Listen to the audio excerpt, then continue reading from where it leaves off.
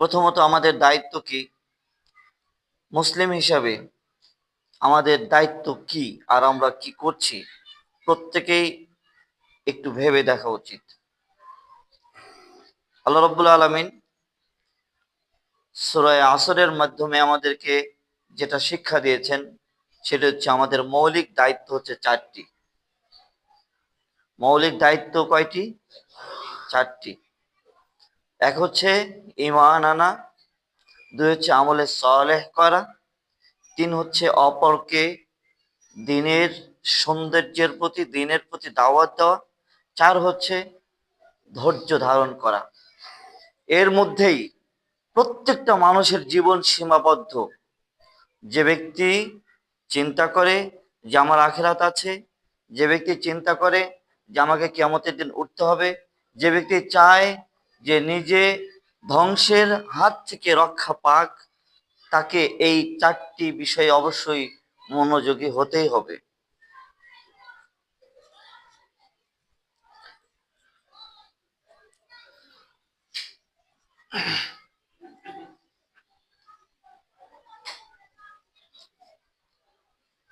আল্লাহ রাব্বুল আলামিন আমাদেরকে বলে দিয়েছেন যে সমস্ত মানুষ হচ্ছে ক্ষতিগ্রস্ত, তবে তারা নয় যারা এই চারটি বিষয় মেনে চলে, যারা এই চারটি বিষয় নিজের জীবনে ধারণ করে চলে, তারা কখনোই ক্ষতিগ্রস্ত নয়। কে বলেছেন? আল্লাহ রাব্বুল আলামিন বলেছেন। এছাড়া এর বাইরে যারাই থাকবে তারাই কি হবে? ক্ষতিগ্রস্ত হবেই হবে। আল্লাহ বলছেন ওয়াল আসর ইন্নাল ইনসানা লাফি খুসর। সময়ের শপথ, আল্লাহ যখন কোনো বিষয়ে শপথ করে বলেন তাহলে কি সেটা কি গুরুত্বহীন ভাবার কোনো সুযোগ আছে? আল্লাহ রাব্বুল আলামিন যেটা শপথ করে বলেন, নবী সাল্লাল্লাহু আলাইহি সাল্লাম যেটা শপথ করে বলেন, এর বাইরে গুরুত্ব খোঁজা মুসলিমদের জন্য উচিত নয়। আল্লাহ বলছেন সময়ের শপথ, প্রত্যেকটি মানুষ ক্ষতিগ্রস্ত, তবে এই চারটি বিষয় যারা মেনে চলে তারা ক্ষতিগ্রস্ত নয়। চারটি বিষয় কি? এটি হচ্ছে আপনার দায়িত্ব। চারটি বিষয় হচ্ছে, এক হচ্ছে ঈমান আনা। আপনি যখন ঈমান আনবেন তখন আল্লাহ আপনাকে বলছেন তুমি ঈমান আনো। আল্লাহ রাব্বুল আলামিন বলছেন ইয়া আইয়ুহাল্লাযীনা আমানু, হে ঈমানদারগণ, আমিনু বিল্লাহ, তোমরা ঈমান আনো আল্লাহর উপরে। কাদের আল্লাহ বলছেন? ঈমানদারদেরকে আল্লাহ বলছেন যারা তোমরা ঈমান আনো আল্লাহর উপরে। ওয়া রাসূলিহি, এবং তার রাসূলের উপরে ঈমান আনো। কাদের বলছেন? ঈমানদারদের বলছেন। আল্লাহ বলছেন ইয়া আইয়ুহাল্লাযীনা আমানু আমিনু বিল্লাহ ওয়া রাসূলিহি, হে ঈমানদারগণ, তোমরা ঈমান আনো আল্লাহর উপরে এবং তার রাসূলের উপরে। ওয়াল কিতাবিল্লাযী নাযালা আলা রাসূলি, আর ওই কিতাবের উপরে ওই ঈমান আনো যেই কিতাব আল্লাহ তার নবীর উপরে নাজিল করেছেন। ওয়াল কিতাবিল্লাযী আনজালা মিন ক্বাবল, এবং ওই কিতাবের উপরে ঈমান আনো যেই কিতাবগুলো আল্লাহ ইতিপূর্বে নাজিল করেছিলেন। আচ্ছা বলেন তো, কিতাবের উপরে ঈমান না এনে কেউ ঈমানদার হতে পারে? আল্লাহর উপরে ঈমান না এনে কেউ ঈমানদার হতে পারে? রাসূলের উপরে ঈমান না এনে কেউ ঈমানদার হতে পারে কি? তো আমরা তো এই বিষয়গুলো ঈমান এনেছি, তারপরেই তো আমরা ঈমানদার হয়েছি, তাই নয় কি? এরপরেও আল্লাহ বলছেন তোমরা ঈমান আনো আল্লাহর উপরে, রাসূলের উপরে, রাসূলের উপরে যে কিতাব আল্লাহ নাজিল করেছেন সেই কিতাবের উপরে, এবং ইতিপূর্বে যত নবী রাসূল এসেছিলেন তাদের উপরে যে কিতাব নাজিল করা হয়েছিল সেইগুলোর উপরে। এরপর আল্লাহ বলছেন ওয়ামাই ইয়াকফুর বিল্লাহ, যে ব্যক্তি আল্লাহর উপরে যে ব্যক্তি আল্লাহকে অস্বীকার করে, ওয়া মালাইকাতিহি, এবং তার ফেরেশতাদেরকে অস্বীকার করে, কুফরি করে, ওয়া কিতাবিহি, এবং তার প্রেরিত কিতাবকে যারা অস্বীকার করে, ও রসুলিহি, এবং যারা তার রসুলকে অস্বীকার করে, ওয়াল ইয়াউমিল আখিরি, এবং আখিরাতের দিনকে যারা অস্বীকার করে, কুফরি করে, ফাকাদ দাল্লা দালালাম বাঈদা, তারা অবশ্যই সুদূর বিভ্রান্তিতে রয়েছে। তার মানে বোঝা যাচ্ছে ঈমানদারদেরকে আবার কি করতে হবে? ঈমান আনতে হবে। আমরা যে ঈমানদার, এই ঈমান দিয়ে জান্নাতে প্রবেশ করা সম্ভব নয়। কেন সম্ভব নয়? আমাদের ঈমান সাহাবায়ে কেরামের ঈমানের মতো নয়। আমাদের ঈমান সাহাবীরা যেই মূলনীতিগুলোর উপরে ঈমান এনেছিলেন, সেই মূলনীতির উপরে আমাদের ঈমান ভিত্তিশীল নয়। আল্লাহ রাব্বুল আলামিন সূরা বাকারার শুরুতে বলছেন যে ওয়াইদা কিলা লাহুম আমিনু কামা আমানান নাস, আমিনু, তোমরা ঈমান আনো, কামা আমানান নাস, সাহাবায়ে কেরাম যেভাবে ঈমান এনেছিলেন। এই চালাক লোকেরা কি বলে তখন জানেন? এই চালাক লোকেরা বলে আমরা ওই মূর্খদের মতো ঈমান আনবো যারা সমাজ জামাত বোঝে না। কথা বুঝছেন?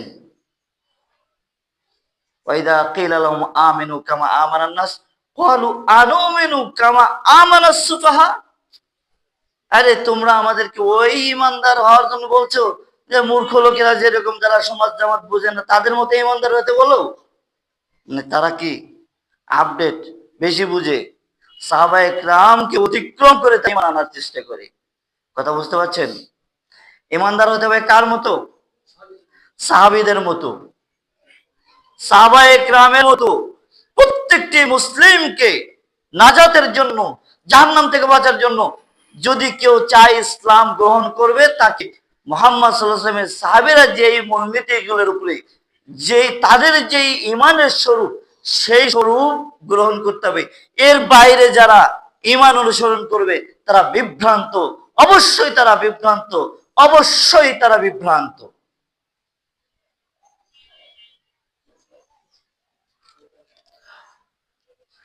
এবার আল্লাহ বলছেন ঈমান তো আমরা আনবো, আমরা ঈমান আনবো, আনার পরে কি করতে হবে? ঈমান আনার আগেই তো তাগুত পরিহার করতে হবে, তাই নয় কি? এখন তাগুত কি? ইসলামের বিপরীত, ঈমানের বিপরীত। সাহাবায়ে কেরাম যেই মূলনীতির উপরে চলেছিলেন, সেই মূলনীতির বিপরীত যে কোনো মতাদর্শ, যে কোনো মতবাদ, প্রত্যেকটি হচ্ছে তাগুত। প্রত্যেকটি কি? তাগুত। আমাদের যুগের তাগুত গুলোর মধ্যে একটা তাগুতের নাম হচ্ছে গণতন্ত্র, একটা হচ্ছে সমাজতন্ত্র, একটা হচ্ছে ধর্ম নিরপেক্ষতাবাদ, আরো যত বাদ আছে, প্রত্যেকটি কি? প্রত্যেকটি কি? বুঝেন নাই? প্রত্যেকটি হচ্ছে তাগুত, প্রত্যেকটি তাগুত। এগুলো প্রত্যেকটি এসেছে শয়তানের পক্ষ থেকে। এর একটাও কোরআন হাদিস সমর্থিত নয়। হ্যাঁ, এখন কেউ সয়াবিনের সাথে পাম অয়েলকে মিশাল দিয়ে খাওয়ানোর চেষ্টা করছেন। কথা বুঝছেন? সয়াবিনের সাথে কি মিশাল দিচ্ছেন? বিক্রি হবে কোন নামে? বিক্রি হবে কোন নামে? সয়াবিনের নামে বিক্রি হবে। কিন্তু ওখানে কি সয়াবিন আছে নাকি ওর মধ্যে পাম অয়েলও আছে? পাম অয়েলও আছে। 2 নাম্বার মালের গায়েও লেখা থাকে 100% গ্যারান্টি। কথা বুঝতে পারছেন? খাওয়াচ্ছে বিষ মিশ্রিত, এর পরেও লেখা থাকে 100% গ্যারান্টি। মতবাদগুলো মানুষ তৈরি করেছে, সেই মতবাদগুলোর মধ্যে কোরআনের আয়াত মিশ্রিত করে এখন আমাদের মুসলিমদেরকে খাওয়ানোর চেষ্টা করা হচ্ছে। কথা বুঝতে পারছেন? গণতন্ত্র, কখনোই গণতন্ত্র কখনোই ইসলামের পক্ষে কাজ করে না। এই তো ট্রাম্প তার প্রমাণ। ট্রাম্প এসেই যতগুলো মুসলিম প্রধান দেশ আছে সবগুলো দেশের নেতাদের বা এই লোকজনের আমেরিকায় ভ্রমণ নিষেধাজ্ঞা জারি করেছে। কথা বুঝতে পারছেন? গণতন্ত্র নাকি সোনার বুলি। এরপরে আমাদের মুসলিমদের মধ্যে আছে জাতীয়তাবাদ, এরপরে আছে ধর্ম নিরপেক্ষতাবাদ। যারা এগুলোকে অনুসরণ করে অবশ্যই তারা মুসলিম নয়, অবশ্যই তারা মুসলিম নয়, অবশ্যই তারা মুসলিম নয়। কারণ কোন মুসলিম ইসলাম বাদে কোনো তন্ত্র মন্ত্রকে জীবনের সাথে মিশাতে পারে না, সেই সুযোগ আল্লাহ তাদেরকে দেন নাই। তুমি জান্নাতে যাবা, দৌড়াবে জাহান্নামের দিকে আর চিন্তা করবা জান্নাতের দিকে যাচ্ছি। এইভাবে মানুষকে প্ররোচনা দেওয়া, ধোঁকা দেওয়া থেকে অবশ্যই প্রত্যেকটি মুসলিমকে বিরত থাকতেই হবে, থাকতেই হবে, থাকতেই হবে। আল্লাহ বলছেন লা ইকরাহা ফিদ্দিন, দিনের মধ্যে কোনো বাড়াবাড়ি নাই। কেউ দিন মানবে না তাকে তুমি জোর করতে পারবে না। আত্তাবাইয়ানা রুশদা মিনাল গাই, সত্য পথ থেকে বিভ্রান্তি যে পথ এটা পরিষ্কার হয়ে গেছে। এটা জান্নাতের পথ, ওইটা জাহান্নামের পথ, স্পষ্ট হয়ে গেছে। এরপরে আল্লাহ বলছেন ফামাই ইয়াকফুর বিত্তাগুত, যারা তাগুতকে বর্জন করবে, ওয়া ইউমিন বিল্লাহ, আর আল্লাহর উপরে ঈমান আনবে। ঈমানের মূল কথা দেখেন, ঈমান আনার পূর্বে কি করতে হবে? তাগুত পরিহার করতে হবে। এই যে মতবাদগুলো দেখছেন, এগুলো একটাকেও আপনার মতো যদি কোনো ব্যক্তি অনুসরণ করে, বিশ্বাস করে, প্রতিপালন করে, সে ব্যক্তি ঈমানদার হতে পারবে না। আল্লাহ বলছেন ফামাই ইয়াকফুরু বিত্তাগুত ওয়া ইউমিন বিল্লাহ, যারা তাগুতকে অস্বীকার করে আর আল্লাহর উপরে ঈমান আনে, ফাকাদ ইসতামসাকা বিল উরওয়াতিল উসকা লাম ফিসাম লাহা, তারা এমন একটা শক্ত হাতলকে ধরে যে হাতল কখনো ছিন্ন হবে না। তার মানে এই পথ ধরে তারা জান্নাতে যাবে, এই পথ থেকে তারা কখনো বিভ্রান্ত হবে না। এই জন্য যারা জান্নাতে যেতে চান, যারা এই যে এমন একটা পথ ধরতে চান, এমন একটা রশি ধরতে চান যেই রশি কখনো জান্নাতের পথ থেকে ছিন্ন হয় না, তাদেরকে অবশ্যই এই তাগুত পরিহার করতে হবে আর এই আল্লাহর উপরে ঈমান আনতে হবে। আপনি তাগুতও মানবেন আবার ঈমানও আনবেন, এই ঈমান আল্লাহ কবুল করবেন না। কথা বুঝতে পারছেন? তিতা লাগলে কিচ্ছু করার নাই, তিতা লাগলে কিচ্ছু করার নাই। আপনার চুলা আপনি জ্বালাবেন, এক মুড়ে দিয়ে খড়ি দিবেন, আগুন দিবেন, আর এক মুড়ে দিয়ে পানি দিবেন, চুলা জ্বলবে? চুলা জ্বলবে? চুলা জ্বলবে না। লা ইলাহা ইল্লাল্লাহ যারা উপলব্ধি করে না, যারা এখনো বুঝতে পারে নাই, তারা এখনো প্রকৃত মুসলমানই হতে পারে নাই। কথা বুঝতে পারছেন? আপনি জমি চাষ করবেন, জমি চাষ করবেন কিভাবে? ঘাস বা আরো আবর্জনা যেগুলো আছে সেগুলো আবর্জনা সহ কি আপনি জমি চাষ করেন? আপনি কেমন ভাবে জমি চাষ করেন? আগে জমি পরিষ্কার করেন না? আগে আপনি জমি পরিষ্কার করেন, জমি পরিষ্কার করে তারপরে আপনি আপনার ফসল বপন করেন। আপনার ঈমানের জগতে ঠিক একই। ঈমানটাকে যখন আপনি ধারণ করবেন, তার আগে আপনার হৃদয় থেকে যাবতীয় তাগুত বের করে দিতে হবে। যাবতীয় তাগুত কি করতে হবে? বের করে দিতেই হবে। যদি না দেন, তারপরে যদি বানান, ঈমান যদি এই তাগুত মিশ্রিত ঈমান দিয়ে জান্নাতে যাওয়া সম্ভব নয়। আপনার কেউ দায়িত্ব নিলে নিতে পারে, সেও বিভ্রান্ত, বিভ্রান্তরাই বিভ্রান্তদের দায়িত্ব নিতে চায়। কারণ কি? তারা জাহান্নামও জানেন, তারা জান্নাতও জানে না। তারা জাহান্নামও চেনে না, জান্নাতও চেনে না। ও যদি জাহান্নাম চিনতো তাহলে আপনার পাপের দায় কখনো নিতে রাজি হতো না। কথা বুঝতে পারছেন? আগুনের শাস্তি যে ব্যক্তি জানে, জাহান্নামের শাস্তি যে ব্যক্তি জানে, সে ব্যক্তি কি আপনার দায় নিতে চাইবে? নিতে চাইবে? কেউ নিতে চাইবে না। লা ওয়াজিরাতুন উযরা উখরা, কেউ কারো ভার কিয়ামতের দিন বহন করবে না। আপনি তো দিছেন, আপনি তো মনে করেন, আপনি তো, আপনাকে যদি কেউ বলে আরে এই পাপ করো, সমস্যা নাই, আমি তোমার দায় দেখে নেব, তোমার যদি জাহান্নামে যাওয়া লাগে তোমার শাস্তি আমি খাটবো, তোমার খাটা লাগবে না। কথা বুঝছেন? কত বড় দুঃসাহস! একজন মানুষ কিভাবে একজন মানুষের জাহান্নামের দায় নিতে চায়? ওর ঈমান আছে? ওর ঈমান নাই। ও আখিরাত চেনে না, ও তার রবকে চেনে না, এই জন্যই ও আপনার দায় নিতে চায়। উদ্দেশ্য কি? শয়তানও তো আপনার দায় নিতে চায়। শয়তান কি বলে? ক্বালা শাইতান উকফুর উকফুর, শয়তান বলে আরে কুফরি কর, আমি তো সাথেই আছি, কুফরি কর, আমি তো সাথেই আছি, চিন্তা কি রে? ফালাম্মা কাফারা ক্বালা আনা গানিয়্যুন, আনা গানিয়্যুম মিনকা, যখন মানুষ কুফরি করে বসে তখন শয়তান বলে আমি এখন থেকে মুক্ত হয়ে গেলাম। কথা বুঝতে পারছেন? এই যে যারা আপনার দায় নিতে চাচ্ছে, যারা আপনাকে ইসলামকে বিষ মিশ্রিত করে খাওয়াতে চাচ্ছে, তারা কোনোদিনও আপনার দায় নেবে না কিয়ামতের দিন। আপনার শাস্তি আপনাকে ভোগ করতে হবে, কারণ আপনার সামনে একজন সতর্ককারী এসেছিল কিনা।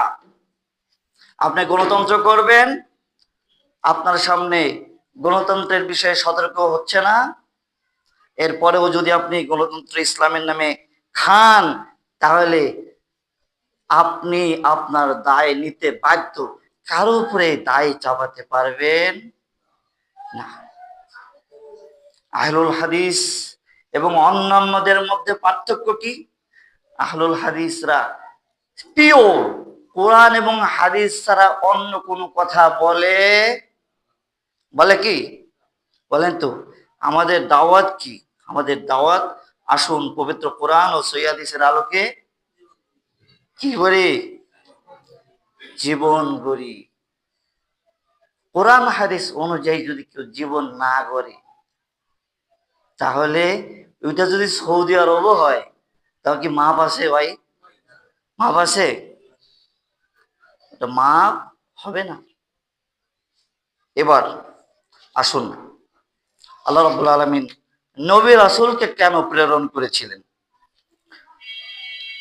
সূরা আল আনআম 48 নম্বর আয়াত, সূরা আল আনআম 48 নম্বর আয়াত এবং 49 নম্বর আয়াত, আল্লাহ বলছেন ওয়ামা নুরসিলুল মুরসালিনা ইল্লা মুবাশশিরিন ওয়া মুনযিরিন, আমি নবী রাসূলদেরকে প্রেরণ করেছি কেন শোনো, তাদেরকে সুসংবাদদাতা, জান্নাতের সুসংবাদদাতা এবং জাহান্নামের ভয় প্রদর্শনকারী ছাড়া তাদেরকে কোনো দায়িত্ব দিয়ে পাঠাই নাই।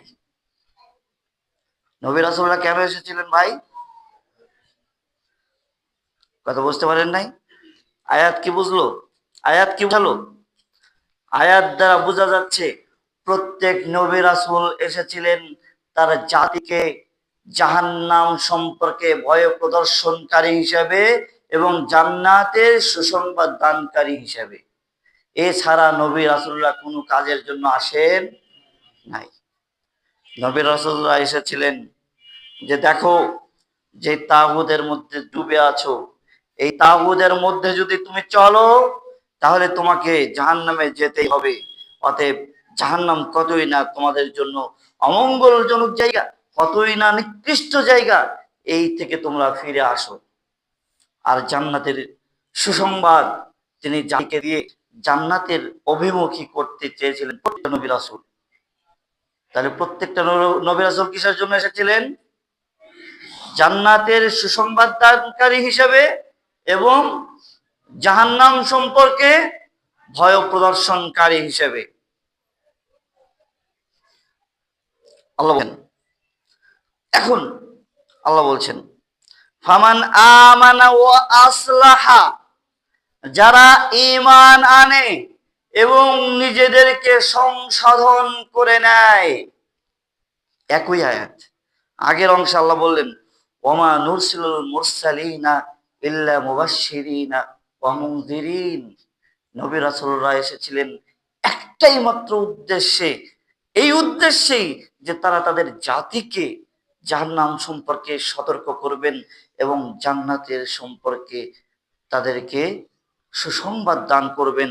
এরপর আল্লাহ বলছেন ফামান, অতঃপর আমানা, যে ব্যক্তি ঈমান আনবে, ওয়া আসলাহা, এবং নিজেকে সংশোধন করবে। কাকে সংশোধন করবে? নিজেকে। যে ব্যক্তি ঈমান আনবে এবং নিজেকে সংশোধন করবে, আল্লাহ বলছেন ফালা খাউফুন আলাইহিম, তার কোনো ভয় নাই, ওয়ালা হুম ইয়াহজানুন, তার কোনো চিন্তাও নাই। ভয় নাই মানে কি? চিন্তা নাই কেন? ভয় নাই মানে জাহান্নামের যাওয়া লাগবে এরকম কোনো ভয় নাই। আর চিন্তা নাই জাহান্নামে যেতে হবে এমন কোনো চিন্তা নাই। তাহলে আপনার দায়িত্ব কি? আপনার দায়িত্ব ঈমান আনা এবং নিজেকে জান্নাতের জন্য সংশোধন করে নিজেকে প্রস্তুত করা। কথা বুঝতে পারছেন? জান্নাতের জন্য নিজেকে প্রস্তুত করতে হবে ঈমানের মাধ্যমে আর সংশোধনের মাধ্যমে। আল্লাহ বলছেন ফামান আমানা ওয়া আসলাহা ফালা খাউফুন আলাইহিম ওয়ালা হুম ইয়াহজানুন। এরপর আল্লাহ বলছেন ওয়াল্লাযীনা কাযযাবু বিআয়াতিনা, এই যে আমি নিয়ম দিয়ে দিলাম, এই যে আমি বিধান দিয়ে দিলাম, যারা আমার আয়াতকে অস্বীকার করবে, ইয়ামাসসাহুমুল আযাব, তাদেরকে আযাব ধরবেই, বিমা কানু ইয়াফসাকুন, তারা যে ফুসুকি ছড়াচ্ছিল, তারা যে ফুসুকি করছিল, এই দায়ে তাদেরকে জাহান্নামে যেতেই হবে। এবার আপনার ইচ্ছা, আপনি জান্নাতে যাওয়ার জন্য নিজেকে প্রস্তুত করবেন, না নিজেকে পৃথিবীর সম্মানিত ব্যক্তি হিসেবে প্রস্তুত করবেন, সেটা আপনার ইচ্ছা। তবে যারা জান্নাতে যেতে চায় তাদেরকে অবশ্যই সূরা আসরের এই শিক্ষা সালফে সালেহিন থেকে গ্রহণ করতে হবে, বর্তমান কোন ব্যক্তির কাছ থেকে নয়। সূরা আসরের ব্যাখ্যা হিন্দুরাও করে, কথা বুঝছেন? সূরা আসরের ব্যাখ্যা হিন্দুরাও করে, পিনাকি ভট্টাচার্য করছে।